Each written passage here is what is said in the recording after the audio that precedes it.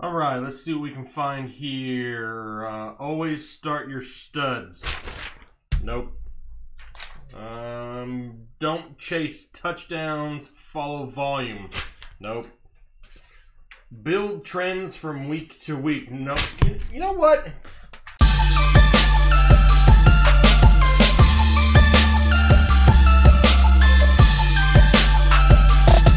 What is going on, Headliner Nation? Jake Fantasy Headliners. Hopefully you guys are all doing well out there. Welcome back to the Draft.com studios, where today we're talking running backs, who we starting, who we sitting, Week 9 fantasy football. Now, it's crazy here in 2019. It seems like almost every week there's a player out there scoring 3 or 4 touchdowns. That's not normal. It's like 2019 normal, but not overall. So who is it going to be this week? Who's about to have the big week? We're going to get into those matchups here in just 1 second. You're going to see a lot of names in the start column. Listen, there's a lot of players on bye week this week. There's a lot of injuries to be dealt with depending on your league size. Some of these guys are all options. Don't just pay attention to who's in the start column and who's in the sit column. Listen to the information that goes along with these players to help make your choices here this week a little bit easier. But now, let's get into a few of the transparency numbers and see how we did in Week 8. Week 8 overall was a very solid week here for the channel. For the running back position, we had a total of 42 running backs that were given a start or sit designation to. Out of those 42 players that completed their games here this week, 27 were correct for an accuracy percentage of 64%. A few of the hits, Tevin Coleman. We had him listed as a start last week. Love the matchup. Didn't quite see 4 touchdowns coming, but the guy absolutely killed it. Nick Chubb. A lot of people worried about the matchup with that elite defense of the New England Patriots. Had him as a start. Produced despite a couple fumbles. Devontae Freeman continues to produce even without Matt Ryan playing. Went out there, had himself another solid running back today, along with Latavius Murray filling in for the injured Alvin Kamara. Absolutely carried a few people to fantasy victories. Some of the misses.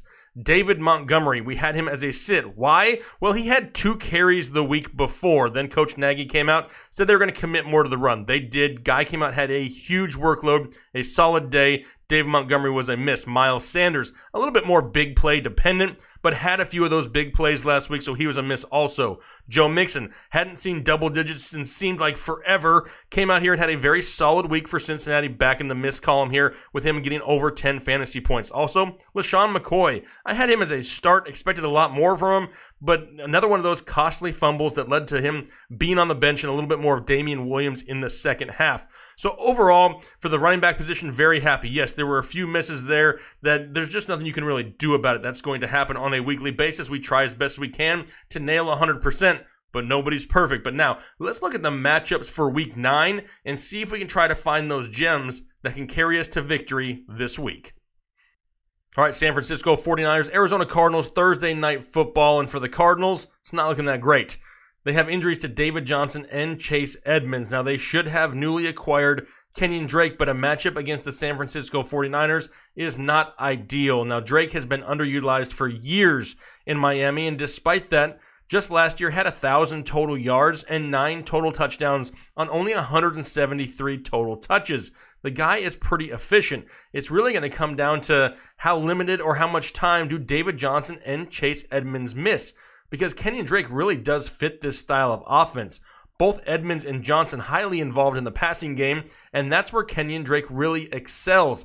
That pass-catching ability could give him a safe floor here in the future. But this week, going up against the San Francisco 49ers, who only allow 11 fantasy points per game to opposing running backs, 3rd best in the NFL, on a short week, on a new team, I'm not quick to throw Kenyon Drake in my lineup. It really depends on your league size, your options, your bye weeks, your injuries, whether you want to throw him in there or not. It's not an ideal start here whatsoever. I would like to sit him if at all possible. Now, for the 49ers, boy, am I glad I told people to start Tevin Coleman last week. I can't even imagine the amount of troll comments I would have gotten had I said to sit the guy and have him go out, get over 100 total yards and 4 total touchdowns. Had a huge day, did Tevin Coleman. Very efficient in a rout of the Carolina Panthers in which the San Francisco 49ers put up over 50 points. Now, he gets a matchup with the Arizona Cardinals, who give up over 19 fantasy points per game, and Matt Breida is banged up with an ankle injury. There's a good chance that he misses this game on a short week Thursday Night Football. If that's the case, more touches going the way of Tevin Coleman because we know San Francisco is going to run. On average, they run the ball 39 times per game. They're the #1 rushing team in the NFL. It's not going to change this week. Tevin Coleman, with a great matchup, could see some extra volume. He's now entered must-start category here for me here in Week 9. Texans and Jags up now, Sunday football, and I'm absolutely loving Leonard Fournette once again this week. He has yet to have a game with less than 26 touches since Week 3. The volume is going to be there every single week for Leonard Fournette. Now, right now, Houston only allows 16.3 fantasy points per game to opposing running backs, but there's no more J.J. Watt, done for the year. That's going to help open up the running game even more for the Jacksonville Jaguars. Now, so far in the young career of Leonard Fournette, his career high in receptions for a season is 36. For an entire year, so far here in 2019, he already has 35 receptions in just 8 games. That passing work really gives him that safe floor on a weekly basis. He's not so touchdown dependent because he has that upside in the passing game, something he hasn't had in the past. So I'm definitely going to start Leonard Fournette here. Now, for Houston, it's really tough to trust either of these guys, Carlos Hyde or Duke Johnson. Hyde still seems to be getting the volume, but he has no touchdowns and no passing game work.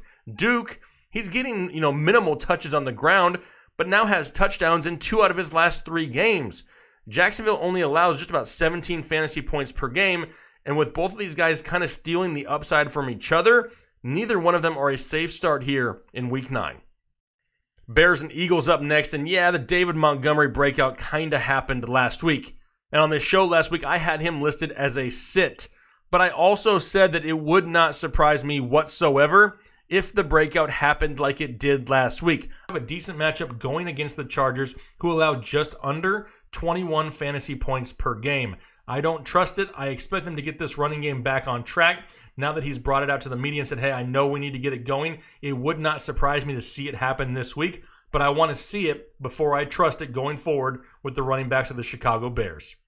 I just wanted to see it first before trusting the word of Matt Nagy that they were going to run more. The guy has been one of the worst play callers in all of football here in 2019. But now, what do we have going forward? A very difficult matchup with the Eagles, who are right now 5th best against opposing running backs, giving up only 14 fantasy points per game.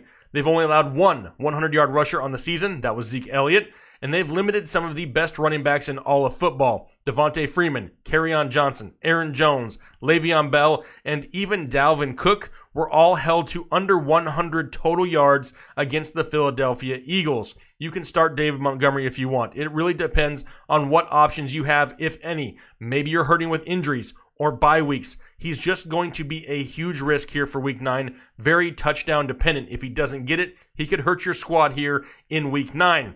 So what about the Philadelphia Eagles?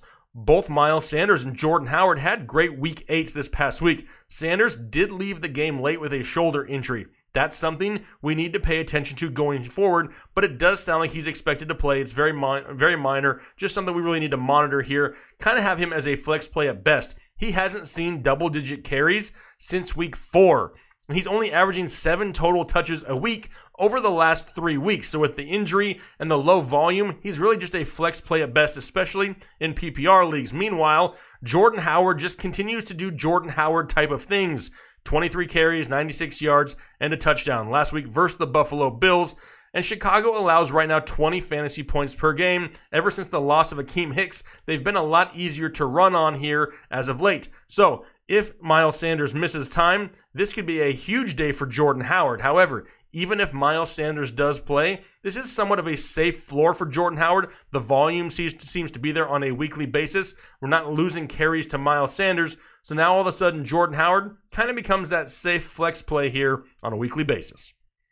Colts and Steelers up now, and Marlon Mack has extended his 20-touch streak per game now to 3 weeks. It's a difficult matchup, but there's really nobody to take any touches away from him at this point. And the Steelers are allowing right now, on average, right around 15.5 fantasy points per game. Difficult matchup, but we're still starting Marlon Mack as a solid running back too. Now for Pittsburgh, they're banged up. You got James Conner with a shoulder injury. Jalen Samuel is coming off of a minor knee procedure, but it sounds like he should be good to go this week. Benny Snell, knee injury. Does Trey Edmonds, get any play in this game? It's possible. It may just be Edmonds and Samuels. This is really something we need to pay attention to. Somewhat of a difficult matchup. The Colts only allow 16 fantasy points per game. That's still inside the top 10. We just really need to monitor the injury report here. If James Conner misses this game, Jalen Samuels becomes a must start.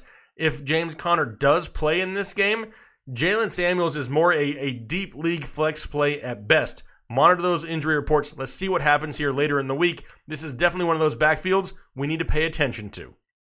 Jets and Dolphins up now, and apparently the 2019 breakout here for Le'Veon Bell as a member of the Jets is a week delayed because it didn't happen last week in Week 8 where he only saw 12 total touches.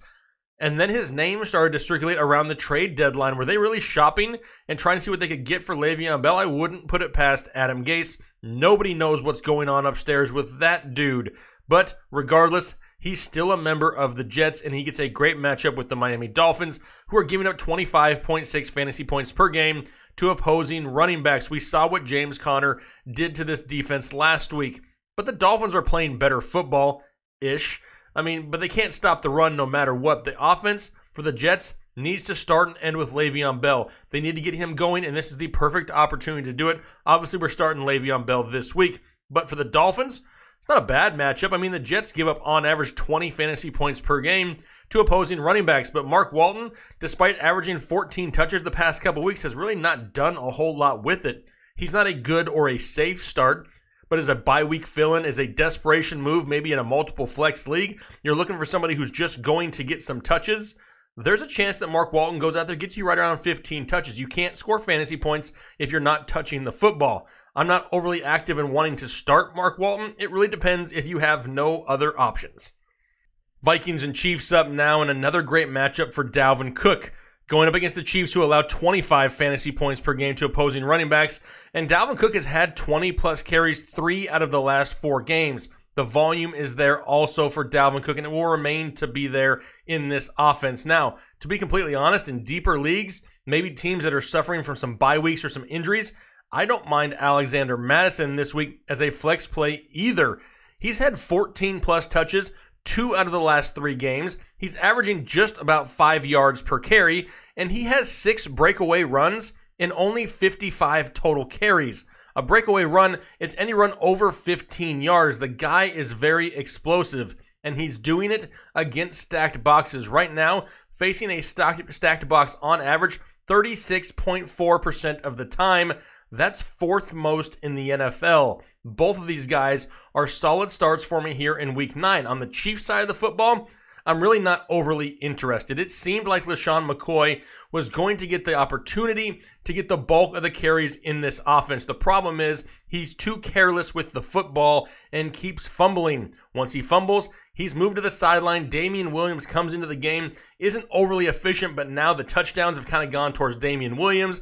The bulk of the carries at times towards McCoy. It's really a crapshoot. Plus, a very difficult matchup going up against the Minnesota Vikings. I'm not going to touch this backfield this week. Let's see how it plays out. Maybe going forward, once Patrick Mahomes gets back into the game, we can start utilizing these guys a little bit better. But for right now, too much of a risk. I'm sitting both LaShawn McCoy and Damian Williams.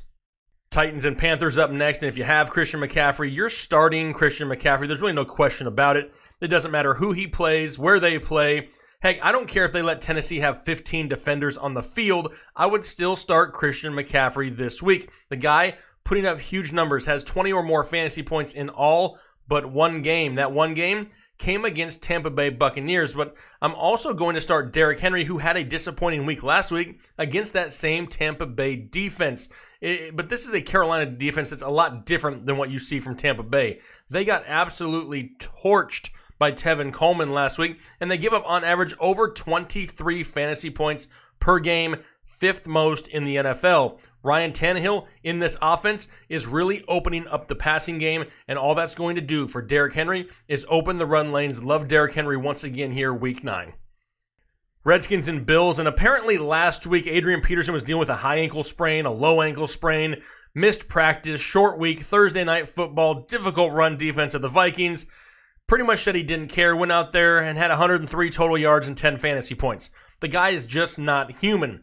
But now he gets a matchup with the Buffalo Bills, who after last week's game against the Philadelphia Eagles are giving up on average 21.4 fantasy points per game, 8th most in the NFL. Now, Adrian Peterson may not be what he used to be at all, but over the last 3 weeks, he's averaging 20 touches per game, and he is a solid bye-week fill-in. At this point, Wendell, don't tell me I have Smallwood. Not really an option, not really going to see enough volume for him to be worth a start here in Week 9. Now for Buffalo, it seems like they're slowly getting Devin Singletary more involved in this offense. Gore has 4 straight weeks where his touches have decreased. He's starting to lose some of that volume going towards Devin Singletary. He also does not have a touchdown on the ground since Week 3. Devin Singletary, the more explosive runner, the more involved running back in the passing game, kind of gives him that safer floor. The Redskins, on average, allow 21.3 fantasy points per game, 9th most in the NFL. Singletary is a lot safer in my opinion, and he is the running back in this offense that I would start here in Week 9. Bucks and Seahawks up now, and this could be the most difficult matchup of the year for one Chris Carson. Going up against Tampa Bay, who's only allowed 100 total yards to an opposing running back twice this season. Alvin Kamara Week 6, Christian McCaffrey Week 7. But right now, Tampa Bay on average giving up only 11.8 fantasy points per game to opposing running backs. And Carson really isn't one of these pass-catching style running backs like a Kamara or CMC to really boost that floor. There is some risk here involved this week for Chris Carson. Makes him a little bit more of a touchy play. You still have to throw him in there just due to the volume he's getting, but he's also going to be without starting center Justin Britt with a torn ACL. That's a big blow to the offensive line, but like I said, we preach volume, and Chris Carson, he's going to get it. 5 straight games now with 20-plus carries, but he really needs a touchdown this week to give him that safe floor. For the Tampa Bay side of things, do we really need to discuss Ronald Jones or Peyton Barber? I mean, over the last 3 games, Ronald Jones, 3 yards per carry and only has 3 receptions. And Barber is doing even worse. Right now, Seattle, top 10 against opposing running backs, and neither one of these guys for Tampa Bay are somebody I'm interested in here in Week 9. Lions and Raiders up next, and no thank you to any running back for the Detroit Lions. I don't care if it's Trey Carson, Ty Johnson, J.D. McKissick. I don't care if it's the dude selling Bud Light in the upper deck that slept at a Holiday Inn Express last night. I'm not touching this backfield. Right now, the Raiders give up on average 18 fantasy points per game. But when you start splitting that in 3s or 4s, I'm not interested in trying to pick and choose which one of these guys has more volume here in Week 9.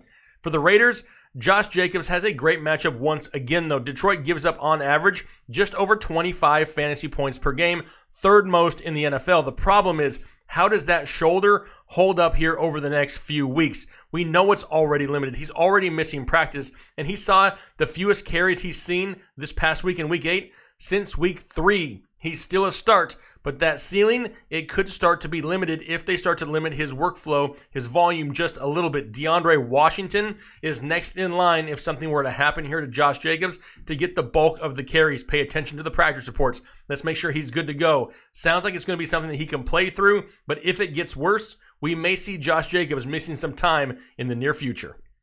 Packers and Chargers up now, and Aaron Jones has finally been set free.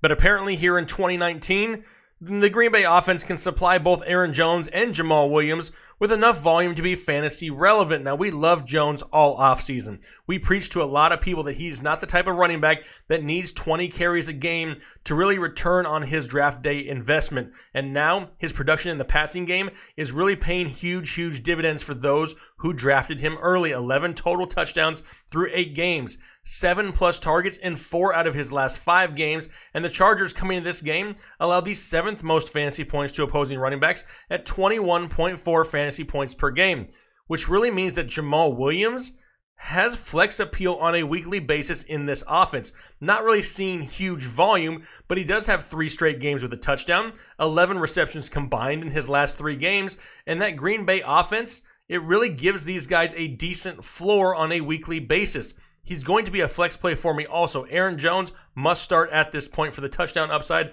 and the involvement in the passing game. Now, for the Chargers, I'm sticking with both Melvin Gordon and Austin Eckler here. Right now, Green Bay allows 21.6 fantasy points per game, 6th most in the NFL. Gordon has back-to-back games where he scored a touchdown. Eckler, he's more of a PPR option really at this point. He hasn't had more than 5 carries since Melvin Gordon has returned. No more Ken Wisenhunt is calling the plays. Now head coach Anthony Lynn seems to really assume that responsibility. In case you're wondering, yes, he's called plays before. He was once the offensive coordinator for the Buffalo Bills, and these were a few of his stats while there. During his time in Buffalo as offensive coordinator, Anthony Lynn was second in rush attempts in the NFL, first in rushing yards, and first in rushing TDs. Now, yes, Tyrod Taylor was his quarterback at the time, and that plays a part. However, the guy is really committed to the run, and that really gives me more hope for Melvin Gordon and Austin Eckler moving forward. Both of these guys find themselves in the start column. Browns and Broncos here, and man, I don't know if I could push this Chubb much harder. I mean, last week I was told I was crazy for starting Nick Chubb against the defense of the New England Patriots. Then he went out there and rushed for 131 yards. He was great. The problem is fumbles. 3 fumbles in his last 2 games. That's not what we want to have happening as Chubb owners with Kareem Hunt right around the corner. But Nick Chubb has been the most consistent part of this offense all season long, and they're going to continue to give him the ball. This matchup this week against Denver, a team that allows over 18 fantasy points per game, and I could see them getting a second half lead here in Denver this week. They're going to have a new quarterback with Brandon Allen under center. Don't worry, a lot of you probably have no idea who he is, but if the Browns can get that second half lead, they may lean on Nick Chubb a little bit more. A few garbage points here or there. We could be looking at another solid day for one Nick Chubb. Now, for the Broncos, I really struggled with both of these guys here for Denver. Not really because of the matchup. Cleveland allows over 20 fantasy points per game to opposing running backs. They've allowed 115 rushing yards and 44 receiving yards through the air to opposing running backs. Not a bad matchup, but does Cleveland just stack the box against that quarterback Brandon Allen and force him to beat them? If that's the case, we may be seeing some limited upside for both Lindsey and Freeman. Being that this is half-point PPR, though, I think they both have that safe floor. With that quarterback under center, the new quarterback Brandon Allen, I can see more checkdowns, more screen passes, trying to more utilize that run game to take some of the pressure off of him and continue to move the ball down the field. That's why I have both Royce Freeman and Phillip Lindsay in the start column here this week. Just know, going into it, there's a big risk with both of these guys.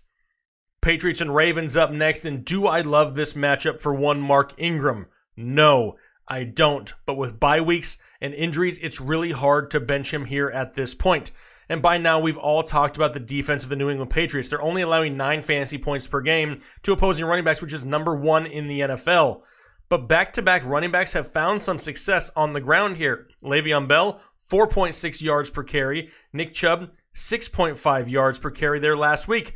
Baltimore going to be at home, coming off the bye week. They really need to control the ball, control the time of possession in this game to have any chance at beating the New England Patriots. Now, Mark Ingram, he's averaging 4.7 yards per carry on the season, has 7 touchdowns here in the first half. Definitely a solid mid to low end running back 2 on a weekly basis. Difficult matchup, but still somebody with that touchdown upside that needs to be in your lineup. Now, for the New England Patriots, James White is going to continue to remain a PPR flex option basically every single week. The guy is consistent. He's going to be Tom Brady's favorite check down option. He's going to see volume. He's averaging 6 receptions a game right now. Like I said, Brady's safety valve. If Brady had a blinky, it would be James White. Now, for Sony Michel, the volume is still there, right? 19 touches in 4 straight games. That is great volume. But now he's getting more and more inefficient as the season goes on, only averaging 3.3 yards per carry so far in the season. Baltimore only allows 18 fantasy points per game to opposing running backs, but Sony's a flex option at best. Due to this offense being capable of moving the ball down the field the way they do, I expect Mohamed Sanu to be more involved in the passing game. We already know about Julian Edelman. There are pieces to help Tom Brady get down the field, and with the amount of red zone opportunities they get, there's a better chance of Sony Michel finding the end zone. I have him as a flex play here this week. Hopefully you can kind of temper your expectations a little bit and you're not overly counting on him, because this is not the type of game where I'm going to go in there expecting huge numbers from Sony Michel. Now, I don't know if this one could get much more obvious. We got the Cowboys and the Giants, and obviously you're starting both Saquon Barkley and Ezekiel Elliott. Both of these teams give up over 18 fantasy points per game to opposing running backs. Barkley ran all over Dallas back in week 1. Zeke is really starting to hit his stride here as of late, though. Back-to-back 100-yard games coming off the bye week on primetime TV. Both of these guys should be absolute cornerstones in your lineup here for week 9. All right, so those are my starts and sits for the running back position here, week 9. Let me know what you think down below. Before I get out of here, though, something I want to talk about just for a quick second, if you got it. We really preach community here at the Fantasy Headliners. We really want to be a part of the community. We really want to give back. You can see that with our $1,000 giveaway that we're announcing here this week.